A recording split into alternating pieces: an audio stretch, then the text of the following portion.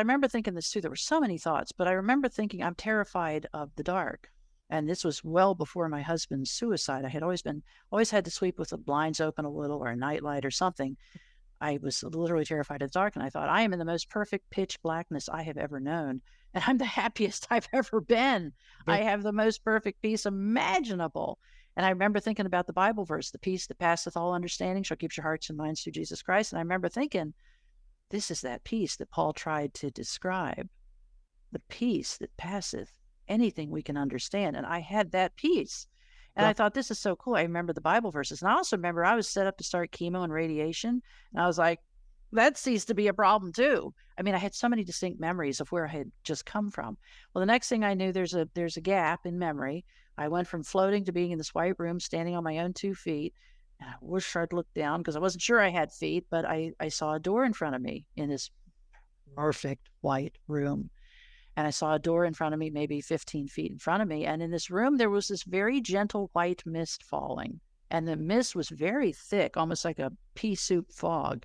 okay. And yet I remember I remember seeing that door and I was like, okay, I read the books. I know what that door is. That door is the point of no return. That Right. door is heaven. That door is where I get out of this insane asylum, this earth mess. And I remember thinking, everybody out of my way, we're doing the door. And I thought, I don't know if I have legs or feet or the means by which I can move, but I know if I can perambulate with intention. So I had an intention to get to that door as fast as I could. And as I'm moving through this mist, which is not just falling, but actually moving around me, I remember I tried to focus on an individual droplet of the mist, which sounds crazy. And I Right. have an angelic being or spiritual being with me. And I said, why can't I focus on these droplets? And the angel said, your spiritual eyes have not, or your eyes have not acclimated to the spiritual environment yet. But what you're seeing are particles of light, and That you're being cleansed. And before you go to heaven, it was likened to a spiritual car wash.